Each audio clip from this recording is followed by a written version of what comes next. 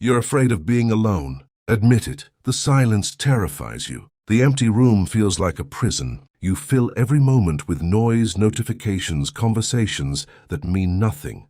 Because being alone forces you to face someone you've been avoiding your entire life. Yourself. Society has convinced you that solitude is punishment. Loners are losers. Popular people win. Connection is everything. But what if society is wrong? What if the constant need for others is actually your greatest weakness?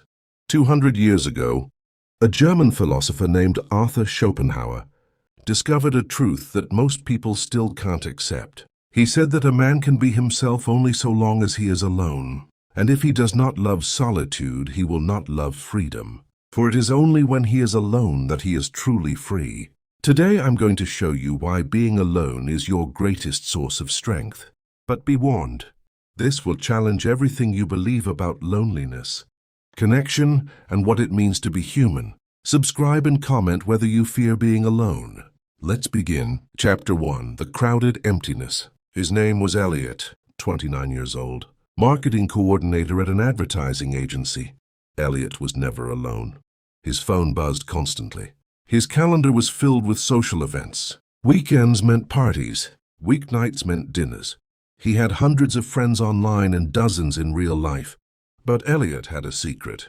In the middle of crowded rooms, surrounded by laughing people, he felt completely empty.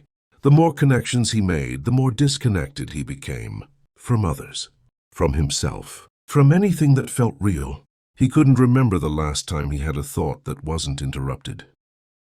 The last time he sat in silence without reaching for his phone. The last time he asked himself what he actually wanted instead of what others expected. His relationships were shallow, not because people were bad, because Elliot was never fully present. Part of him was always performing, adjusting his personality to fit the room, saying things he thought others wanted to hear. Agreeing with opinions he didn't actually hold. His girlfriend said something that broke him open. "Elliot, I've known you for 2 years, and I still don't know who you actually are." He couldn't respond, because he didn't know either. He had spent so long being what others wanted that he'd lost himself entirely. One night, Elliot's uncle visited, a man who lived alone in the mountains. No social media, few friends. Everyone called him strange. But there was something in his eyes Elliot envied. Peace. Complete. Unshakable peace. "How do you survive up there alone?" Elliot asked. His uncle smiled. "Survive, I thrive." Then he handed Elliot a book. Essays by Arthur Schopenhauer. "Read the chapter on solitude," he said. "It might save your life." Chapter 2. The Philosopher of Solitude. Arthur Schopenhauer was not a popular man.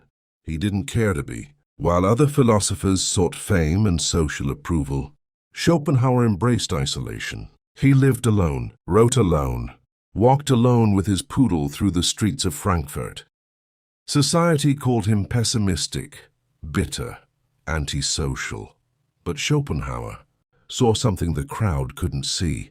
He understood that most people flee into society, not because they love others, but because they cannot stand themselves. He wrote that the more a man has in himself, the less he needs from the outside world. The empty person constantly seeks entertainment, distraction, company.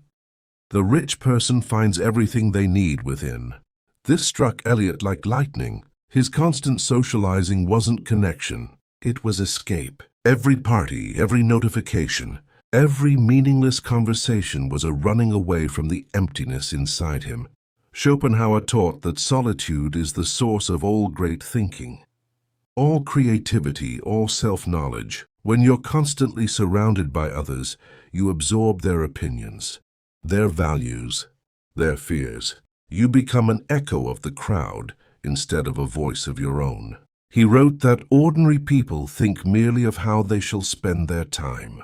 A man of talent thinks of how he shall use it. The crowd kills time because they cannot bear to face themselves.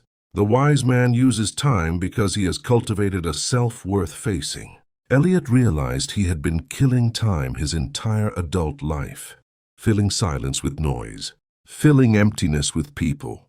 But the emptiness never went away, because the emptiness was inside him. and no amount of external connection could fill an internal void. Chapter 3. The Emptying.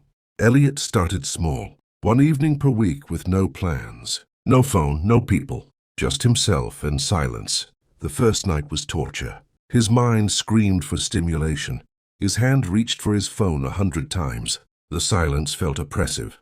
Every uncomfortable thought he had been avoiding came rushing in. But Elliot sat with it. Schopenhauer's words echoed in his mind. The person who fears solitude fears themselves. He decided to stop running. Week 2, the discomfort faded slightly. He started writing, not for anyone else, just thoughts, questions, things he'd never allowed himself to consider because he was always distracted. Week 3, something shifted. He began enjoying the silence. His mind quieted. Thoughts became clearer. For the first time in years, he could hear himself think. Month 2, Elliot extended his solitude. Entire weekends alone. Friends thought he was depressed.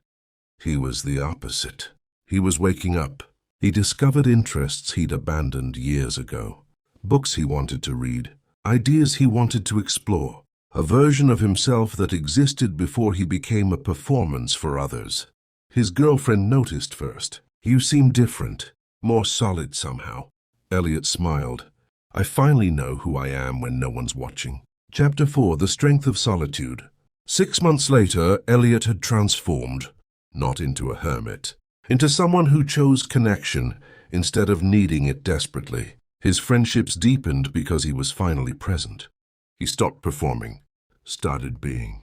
People felt the difference. The conversations that once felt empty now felt meaningful. Schopenhauer wrote that solitude is the fate of all excellent minds, not because they hate people, because they have cultivated inner resources that make shallow connection unsatisfying. Elliot understood now. The strength he'd been seeking in others was inside him all along. But he couldn't access it while constantly running from himself. His colleague asked him the question that mattered. How did you change? You seem so much more centered. Elliot's answer surprised them both. I stopped fearing the one person. I could never escape myself once.